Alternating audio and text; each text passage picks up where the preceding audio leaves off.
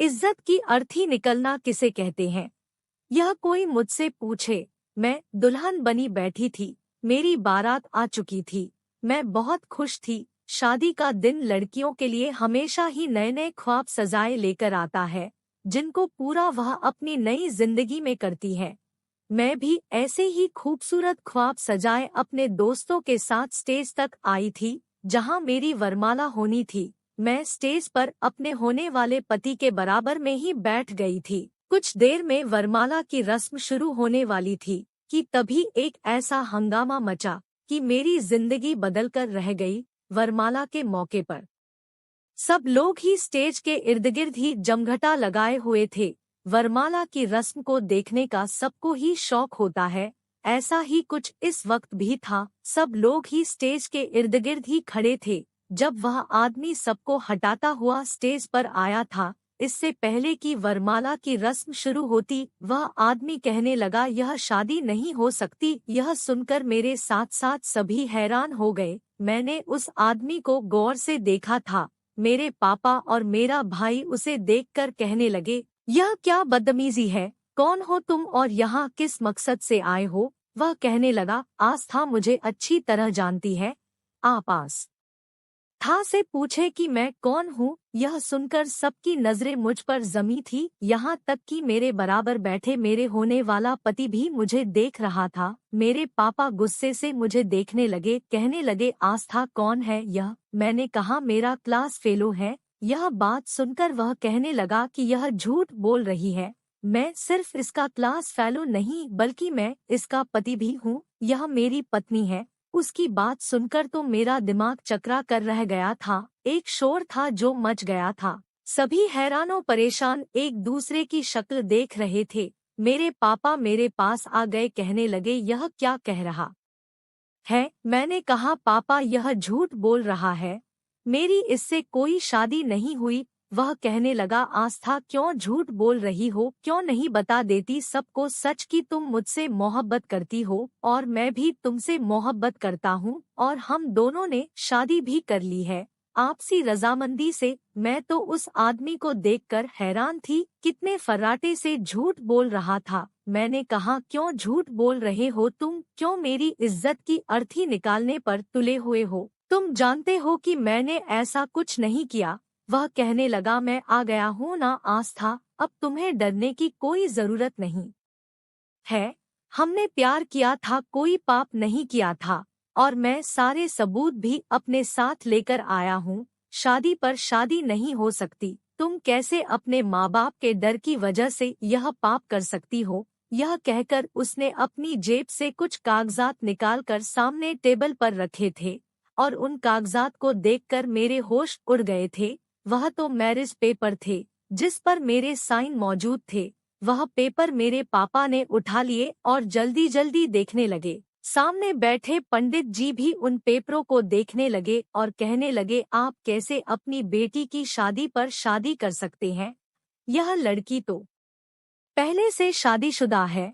यह सुनना था कि मेरा होने वाला पति मेरे पास से उठकर खड़ा हो गया, कहने लगा, आपने हमें बेइज्जत करने के लिए यहाँ बुलाया था।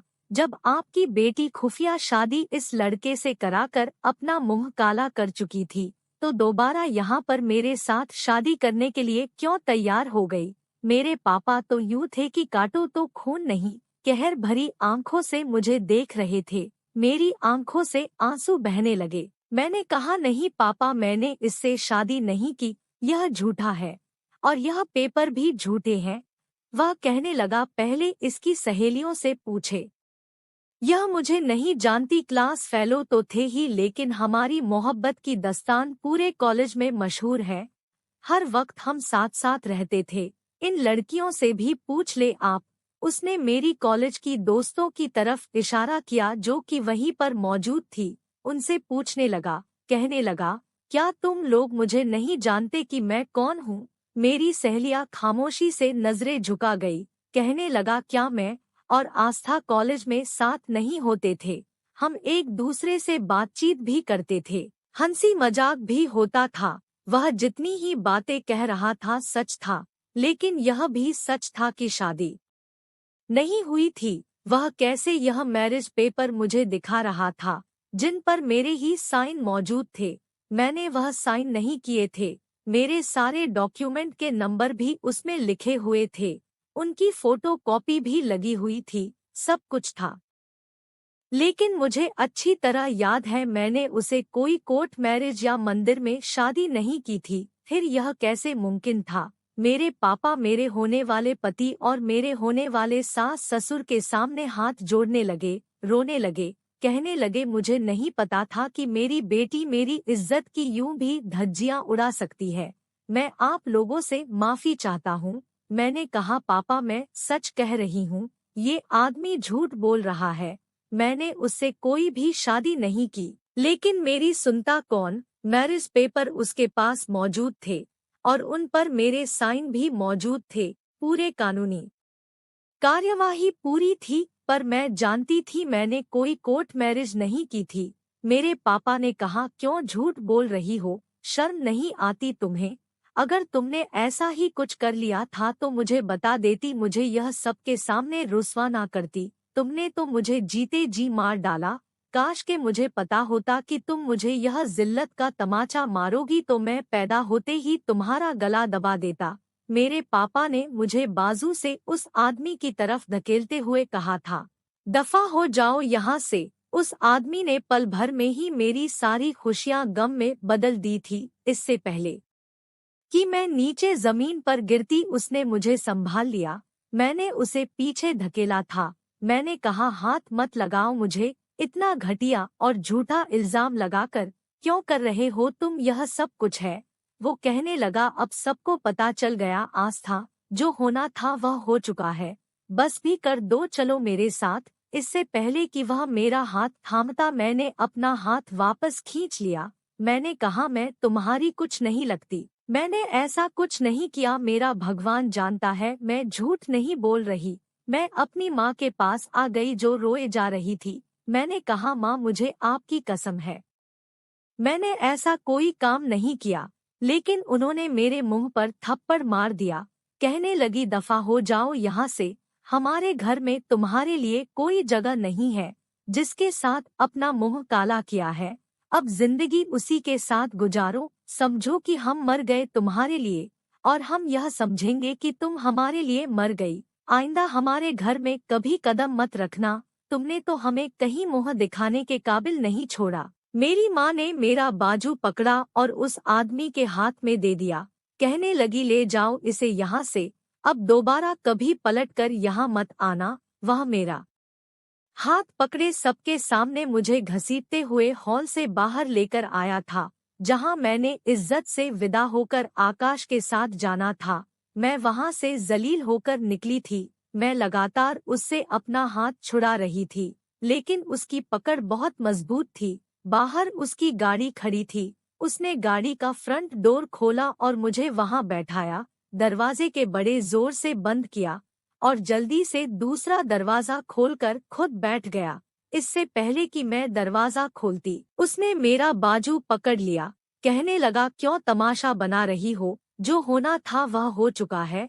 तुम्हारे घर वाले अब तुम्हें कभी भी नहीं अपनाएंगे। मैंने कहा मैं फिर भी तुम्हारे साथ नहीं जाऊंगी। क्यों झूठ बोला तुमने? क्या बिगाड़ा था मैंने तुम्हारा? कब की थी मैंने तुमसे शादी? वो कहने लगा घर चलो, सब कुछ याद आ जाएगा तुम्हें। तुमने मुझसे शादी भी की थी, साइन भी किए थे और इस शादी के कई गवाह भी मौजूद है। इस वक्त मैं तुम्हारा पति हूँ। यह कहकर वह गाड़ी चलाने लगा। मैं अपनी गुजरी जिंदगी के बारे में सोचने लगी थी। मेरा उससे ऐसा कोई संबंध था ही नहीं। मुझे कुछ भी याद नहीं आ रहा था, सिवाय इसके कि उसने एक बार मुझे प्रपोज किया था और इस बात को भी 1 साल बीत गया था। उसने मुझे एक बार कहा था कि वह मुझे पसंद करता है, मुझसे शादी करना चाहता है। तब आकाश का रिश्ता मेरे लिए आया था, जिसे मेरे माँ बाप ने मंजूर भी कर लिया था। मैंने दक्ष से कहा था कि मैंने कभी भी तुम्हें इस नज़र से नहीं देखा और ना ही मैं तुमसे शादी करना चाहती हूँ। मेरा रिश्ता तय हो चुका है। यह सुनकर उस वक्त वह बहुत उदास हुआ था। कहने लगा मैं तुम्हें बहुत चाहता हूँ, तुम इस रिश्ते से इनकार कर दो। मुझ में ऐसी कोई भी कमी नहीं है। मेरे पास पैसा है, अपने माँ बाप का इकलौता बेटा हूँ, जो चीज चाहे खरीद सकता हूँ। तुम्हें दुनिया जमाने की खुशियाँ तुम्हारे कदमों में ढेर कर दूंगा। मैंने कहा, बात पैसों की नहीं है दक्ष, मेरा दिल नहीं मानता। असल बात यह थी कि वह कुछ अय्याश टाइप का था, सिगरेट पीता था, शराब भी पीता था। इसके अलावा उसके कई गर्लफ्रेंड भी रह चुकी थी। मैंने अपने क्लास फेलो से भी सुना था कि वह क्लब में भी जाता है और ड्रिंक करता है। मेरे दोस्तों के अनुसार वो गलत लड़का था। मुझे यह सब पसंद भी नहीं था। वह हमारा क्लास फेलो था, हमारे साथ बातचीत करता था, तो मैं भी उससे बात कर लिया करती थी। अक्सर ऐसे होता कि कैंटीन में मैं अपनी दोस्तों के साथ बैठी होती तो वह भी आ जाता, मुझसे नोट्स मांगने लगता, मैं उसे दे देती थी, बातचीत भी कर लेती थी। मैं नहीं जानती थी कि जबरदस्ती उसका मेरे आगे पीछे घूमना मुझे कॉलेज में सबकी नज़रों में बुरा बना चुका है। बाकी का रास्ता मेरा रोकर गुजरा था। बड़े से बंगले के सामने उसने गाड़ी का हॉर्न बजाना शुरू किया। कुछ ही देर में चौकीदार ने दरवाजा खोल दिया। उसने गाड़ी अंदर पार्किंग एरिया में पार्क की, खुद गाड़ी से नीचे उतरा। मैं अभी भी बेजान बैठी थी। मेरा फ्रंट डोर खोलक कहने लगा, बाहर आओ आस्था। मैंने उसे शिकवा भरी नजरों से देखा था, अपने आंसू पोंछे और बाहर निकल आई। मुझे दुल्हन के रूप में देखकर उसका चौकीदार हैरत से मुझे तो कभी दक्ष को देख रहा था। वह मेरा हाथ थामे बंगले के अंदरूनी तरफ ले जाकर लॉन्च का दरवाजा खोलकर घर में दाखिल हुआ। घर में नौकरों के अलावा और कोई भी नहीं था। उसकी माँ जिंदा नहीं थी और उसके पापा ज्यादातर दूसरे देश में रहते थे। उन्होंने वही शादी कर रखी थी। वह घर में अपनी नौकरों के साथ ही रहता था। वह मुझे अपने कमरे में ले गया, जिसका दरवाजा खोलते ही मेरे होश उड़े थे। उसके कमरे की दीवारों पर बड़ी बड़ी मेरी तस्वीर लगी हुई थी। ना जाने उसने कब खींची थी। कहीं मैं हंस रही थी, कहीं मुस्कुरा रही थी, कहीं अपने बालों की लट को अपनी उंगली में घुमा रही थी। ऐसा मैं अक्सर कर जाती थी। मेरी एक एक अदा को उसने तस्वीरों में कैद करके अपने कमरे में दीवारों पर सजाया हुआ था। कहने लगा, देख रही हो मेरी दीवानगी, इतना चाहता हूँ मैं तुम्हें। तुम्हारी तस्वीर मैंने कैमरे के हर तरफ लगा रखी है ताकि तुम मेरी नजरों के सामने रहो। यह कहकर वह मेरा हाथ थामे अपने बेड पर ले आया। मैं किसी कटी पतंग की तरह बेजान सी उसके साथ जा रही थी। मुझे बेड पर बैठने के बाद कहने लगा, कैसे मुमकिन था कि मैं तुम्हें किसी और की होने देता। मैंने आज तक जिस चीज को चाहा है उसे पाकर ही दम लिया है। अगर वह चीज मुझे आराम से ना मिले ना, तो मैं उसे छीन लेता हूँ। लेकिन यह बात तो पक्की है कि दक्ष मल्होत्रा जिसे चाहता है उसे पा लेता है।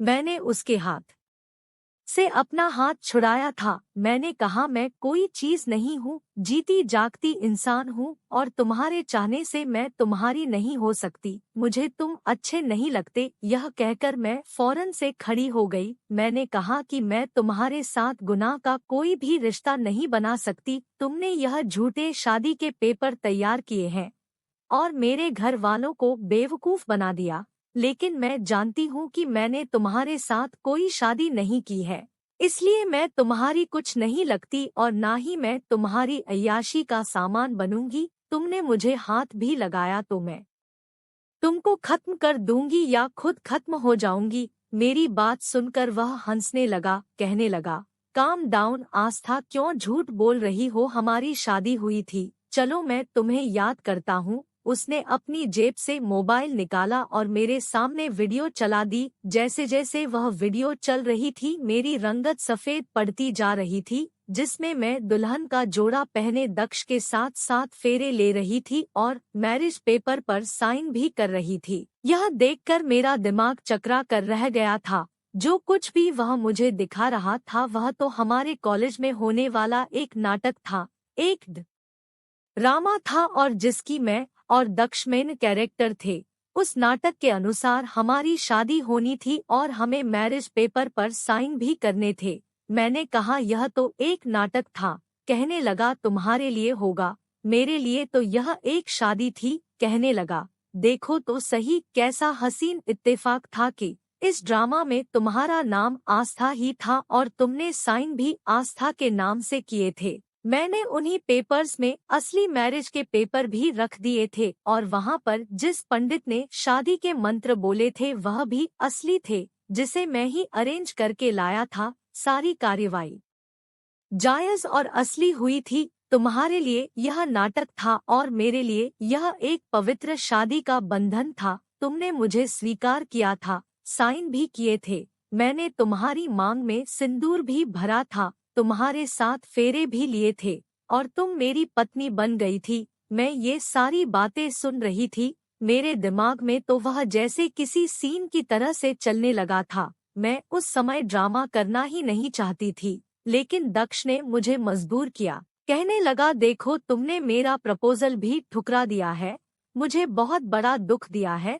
मैं चाहता हूँ हमारी दोस्ती वैसे ही कायम रहे जैसे की थी। तुम मुझसे शादी नहीं करना चाहती ना करो, लेकिन मेरे साथ इस ड्रामा में हिस्सा तो ले सकती हो ना। मैंने कहा कि नहीं, मुझे कोई दिलचस्पी नहीं है इन चीजों में। हाँ, मुझे स्पीच देने का शौक था और मैं उसमें हिस्सा लेना चाहती हूँ। कहने लगा, मेरे लिए कर लो। देखो, मैंने पहले कभी तुम्हें किसी चीज के लिए फोर्स नहीं किया। तुमने मेरा प्रपोजल भी ठुकरा दिया, मैंने उस पर भी कुछ नहीं कहा।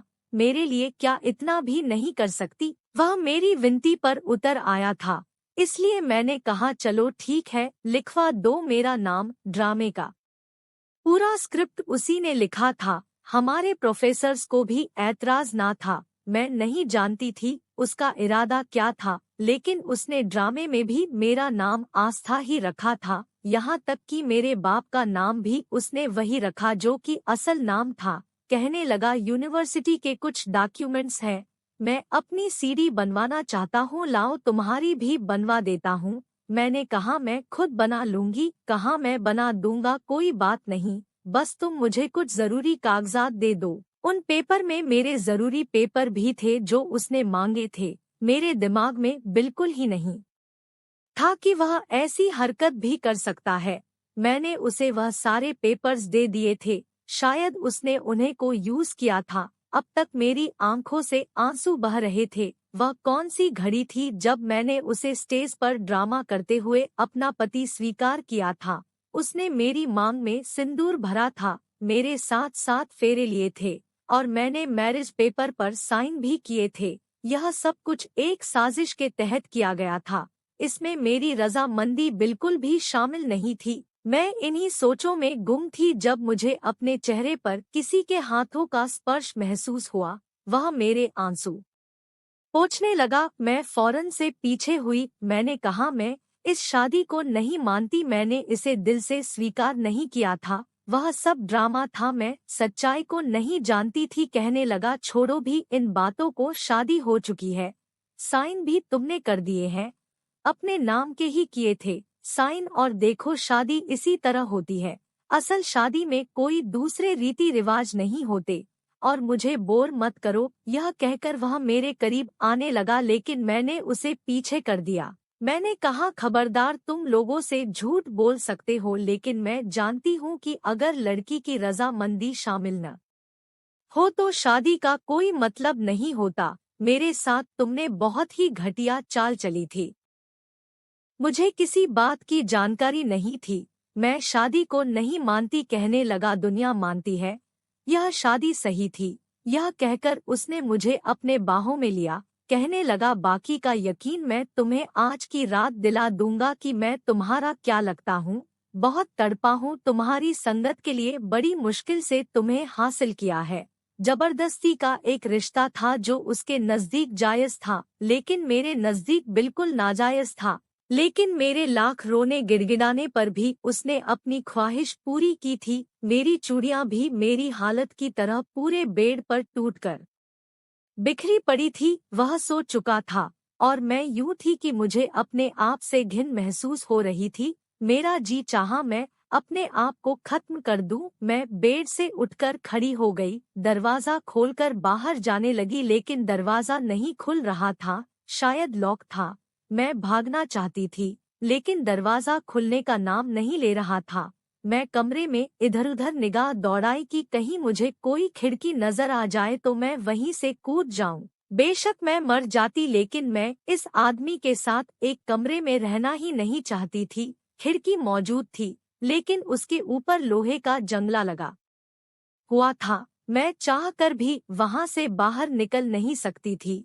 हर कोशिश करने के बाद मैं बेबस होकर सोफे पर बैठ गई और अपनी किस्मत पर फुट फुट कर रोने लगी। मुझे अपनी शादी के भारी जोड़े से भी नफरत महसूस हो रही थी। मैंने उसकी अलमारी खोली तो मैं हैरान रह गई थी। उसके कबर्ड में उसके कपड़ों के साथ साथ बहुत से लेडीज कपड़े भी थे जो हैंगर में लगे हुए थे। मैंने एक सादा सा ड्रेस निकाला। वह बिल्कुल ऐसा था कि जैसे मेरे ही नाप का सिला हो। पता नहीं वह कब से मेरे खिलाफ साजिश कर रहा था। मैं कपड़े बदलने वॉशरूम में चली गई। अपने आप को रगड़ रगड़ कर धोने लगी ताकि उसका स्पर्श मैं अपने शरीर से खत्म कर दूं, मिटा दूं। मेरे आंसू लगातार बह रहे थे। पाप का एहसास इंसान को कहीं का नहीं छोड़ता। जब मैं कमरे में वापस आई तो थकन से बेहाल हो चुकी थी। रात भर की जगी हुई थी, इसलिए सोफे पर जाकर लेट गई। मेरी आंखों में गहरी नींद उतरने लगी। शायद शादी की भाग दौड़ और 24 घंटे जगने की वजह से मैं बहुत जल्दी गहरी नींद में जा चुकी थी। जब मेरी आंख खुली तो मेरा कमरा खाली था। मैं उठकर बैठ गई। कमरे का दरवाजा दोबारा से खोलने लगी, लेकिन वह अभी भी लॉक था। उस आदमी ने मुझे कैदी बनाकर रखा हुआ था। मैंने दरवाजा बजाना शुरू कर दिया। मैंने कहा, दरवाजा खोलो, मुझे यहाँ नहीं रहना। लेकिन मेरी आवाज जैसे कोई सुनने वाला नहीं था। मुझे गुस्सा आने लगा। ड्रेसिंग टेबल पर पड़े परफ्यूम मैंने दीवार पर मारने शुरू कर दिए। पूरे कमरे के डेकोरेशन पीस को तोड़ कर रख दिया। जमीन के कालीन पर कांच बिखरे पड़े थे और मैं रो रही थी। जब कमरे का दरवाजा खुला तो मेरा पति मेरी बिखरी हालत देखकर मुझे गुस्से से देखने लगा। कहने लगा, ऐसी हरकतें करने से तुम क्या समझती हो? मैं तुम्हें छोड़ दूंगा। तुम्हें तुम्हारे घर वाले अपना लेंगे। जो हो चुका है उसे स्वीकार कर लो। तुम्हारे लिए यही भलाई है। यह कहने के बाद उसने नौकर से कहा कि कमरे की सफाई करो। नौकर कमरे में कांच उठने लगा। मैं गुमसुम बैठी रही थी। 2 दिन से मैंने कुछ खाया पिया नहीं था। पानी का घूंट भी मेरे गले के नीचे नहीं उतरा था, इसलिए मैं बहुत कमजोरी महसूस कर रही थी। मैं इस कदर कमजोर हो चुकी थी, चक्कर खाकर वहीं सोफे पर ढेर हो गई थी। जब मुझे होश आया तो एक नर्स मुझे ड्रिप लग रही थी। वह मुझे ड्रिप लगाकर चली गई थी। मैं चाहती थी कि मैं मर जाऊं, इस जिंदगी को खत्म कर दूं। मैं क्यों इस आदमी की ख्वाहिश के अनुसार अपनी जिंदगी को जीऊं? मैंने कहा, मुझे बदनाम करके, मेरे माँ बाप को तकलीफ देकर, उनके सामने मुझे झूठा साबित करके अपनाया था, मुझे बदनाम करके रख दिया था, सिर्फ अपनी ख्वाहिश के खातिर। लेकिन इंसान कब तक भूखा रह सकता है? मैंने उसे आदमी से बातचीत बंद कर दी थी, बल्कि बोलना ही छोड़ दिया था। 1 महीना गुजर गया था। मैं उसी कमरे में कैद थी। एक बार वह कमरे में आया। कहने लगा, अगर तुम अपनी जिद छोड़ दो तो मैं तुम पर से सारी पाबंदियां हटा दूंगा, लेकिन उसके लिए तुम्हें मुझसे वादा करना पड़ेगा कि तुम कभी भी मुझे छोड़कर भागोगी नहीं। तुम्हें अंदाजा नहीं है कि मैं तुमसे कितनी मोहब्बत करता हूँ। मोहब्बत तो छोटा शब्द है, शायद तुमसे मुझे इश्क हो गया है।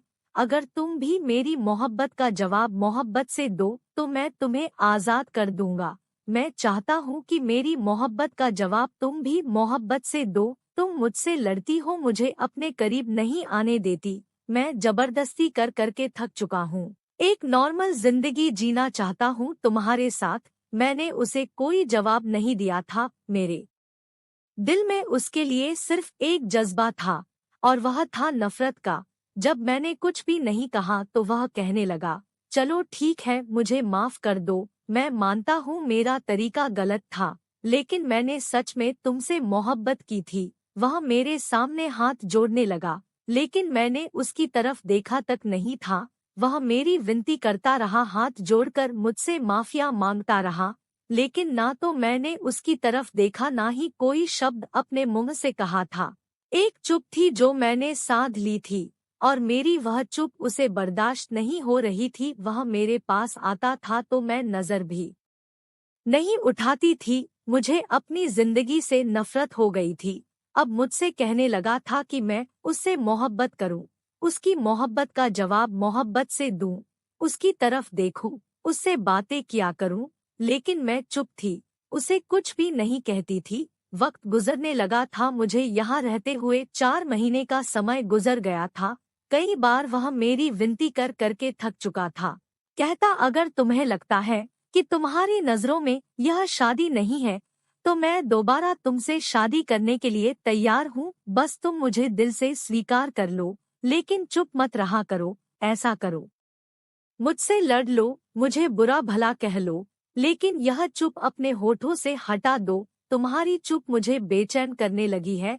लेकिन मैं उसके किसी सवाल का जवाब नहीं देती थी। मैं यह जाहिर करती जैसे कि वह कमरे में है ही नहीं, उसे देखती तक नहीं थी। अब तो वो कमरे का दरवाजा लॉक भी नहीं करता था। कई बार दरवाजा यूं ही खुला छोड़ जाता, लेकिन अब मुझे बाहर जाने से डर महसूस होने लगा था। मैं दुनिया का सामना करना ही नहीं चाहती थी। अब रात को जब वह कमरे में आता तो मैं चुपचाप बैठी उसे देखती रहती, फिर अपनी बेड की साइड पर लेट जाती कि उसकी जो मर्जी हो मेरे साथ कर ले। अब मैं उसे मना नहीं करूंगी। मेरी इस हरकत पर वह मुझसे अब नजरें चुरा जाता था। मुझसे पूछता कि तुमने कुछ ठीक से खाया या नहीं, तुम्हें किसी चीज की जरूरत हो तो मुझे बताओ। लेकिन मेरी चुप वैसी की वैसी ही थी। अब वो बहुत ज्यादा सिगरेट पीने लगा था। रात भर सिगरेट पीता रहता था, कभी शराब पीने लगता।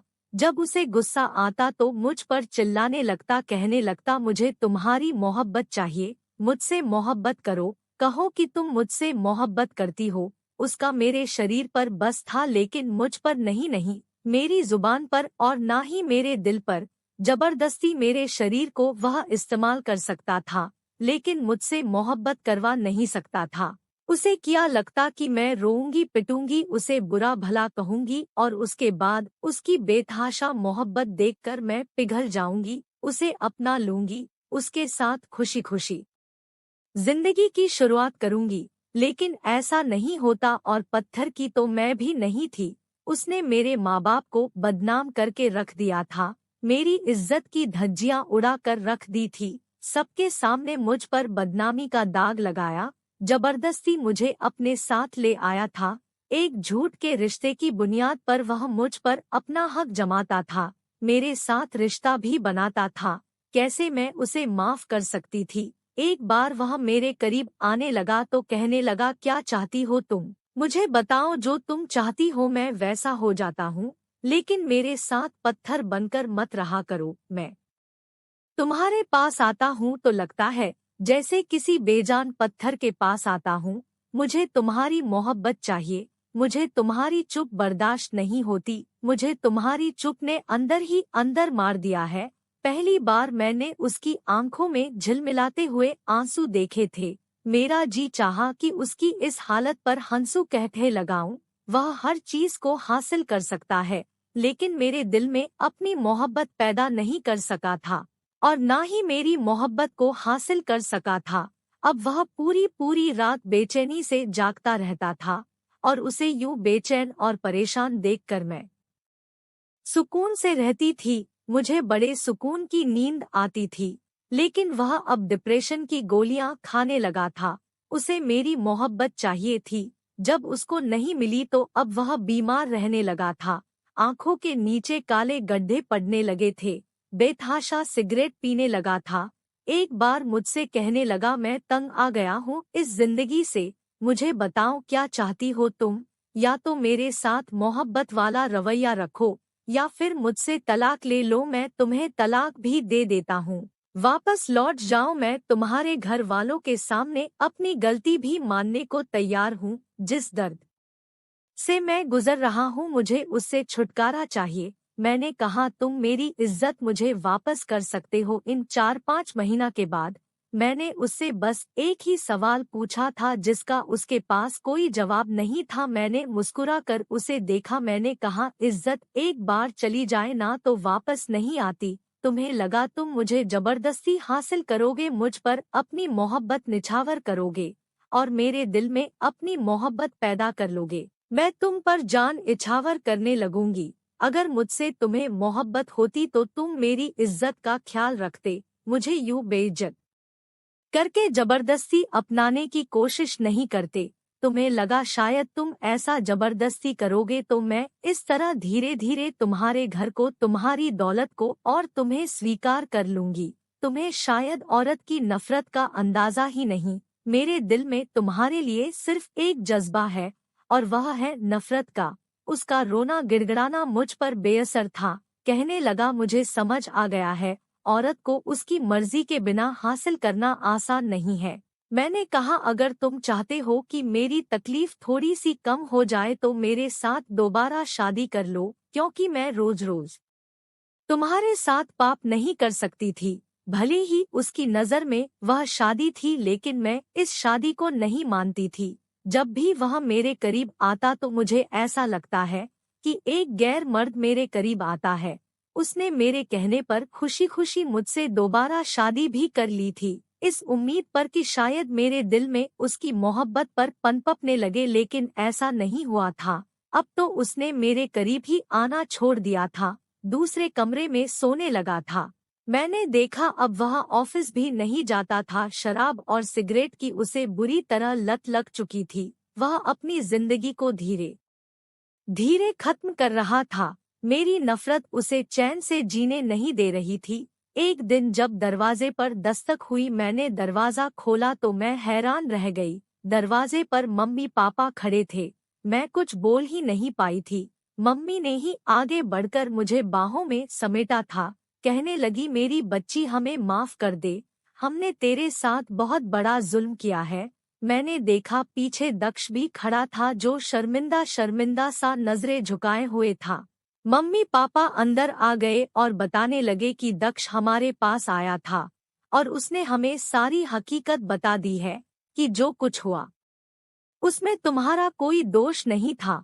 उसने तुम्हारे साथ धोखे से शादी की थी। गलती हमारी थी जो हम ही अपने खून पर भरोसा नहीं कर पाए। मेरे माँ बाप मुझसे माफी मांग रहे थे। मेरे माँ बाप की नजरों में मेरी इज्जत बहाल हो चुकी थी। पहली बार दक्ष ने कुछ ऐसा काम किया था कि उसके लिए मेरे दिल में नरम गोसा पनपने लगा था।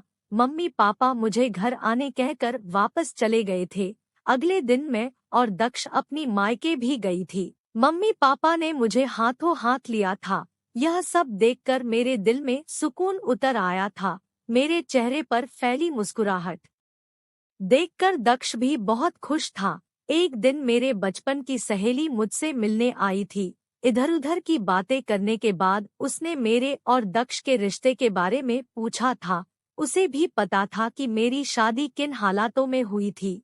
मैंने उसे सारी बात बता दी, कुछ भी नहीं छुपाया था। रीमा मुझे समझाने लगी, देख आस्था, जो हुआ अच्छा नहीं हुआ, लेकिन यह भी सच है कि अब दक्ष ही तेरा पति है और फिर उसने तेरे कहने के अनुसार तुझसे दोबारा शादी भी कर ली है। मुझे लगता है अब तुझे उसे माफ कर देना चाहिए और वो इस बात का हकदार भी है, क्योंकि उसने अपनी गलती मानकर तेरे माँ बाप को सच्चाई बताई है और तेरी इज्जत तुझे वापस दिलाई है। इन 6 महीने में जितनी तकलीफ दक्ष सह चुका है वह कम नहीं है उसके लिए। अगर वह ऐसे ही खुद को सजा देता रहा तो वो दिन दूर नहीं कि वह अपनी जिंदगी बहुत जल्दी खत्म कर लेगा। रीमा की बात सुनकर मुझे पहली बार एहसास हुआ था कि दक्ष मेरे रवैये की वजह से धीरे धीरे मौत की तरफ जा रहा था और उस दिन पहली बार मैंने दक्ष के लिए खुद को सजाया था। उसके पसंद का खाना भी बनाया था और जब वह शाम को घर लौटा तो मुझे देखकर आंखें झपकाना भूल गया था। खाने की टेबल पर पहली बार मैंने और दक्ष ने एक साथ खाना खाया था। वह बहुत खुश था। यह सब करके पता नहीं क्यों मेरे दिल को भी सुकून मिला था। हालांकि मैं तो दक्ष से नफरत करती थी, फिर उसे खुश देखकर मेरे दिल को सुकून क्यों हो रहा था। और जब वह सोने के लिए अपने कमरे में जाने लगा तो मैंने कहा, दक्ष, पति पत्नी एक ही कमरे में सोते हैं, अलग अलग कमरों में नहीं। मेरे मुंह से यह सुनना था कि दक्ष खुशी से उछल पड़ा था। और उसने मुझे बाहों में भर लिया था। कहने लगा, आस्था, तुम नहीं जानती तुमने मुझे माफ करके मुझ पर कितना बड़ा एहसान किया है। देखना, मैं तुम्हारी झोली खुशियों से भर दूंगा, तुम्हें कभी कोई गम नहीं आने दूंगा। मैं भी इतने महीनों की तकलीफ सह सहकर थक चुकी थी। मैंने भी सुकून से दक्ष के कंधे पर कर टिका दिया था। मैं भी अब अपनी जिंदगी में खुशियां चाहती थी। दोस्तों, आप लोग कमेंट बॉक्स में बताना, दक्ष को माफ करके उसे स्वीकार करके मैंने सही किया या गलत।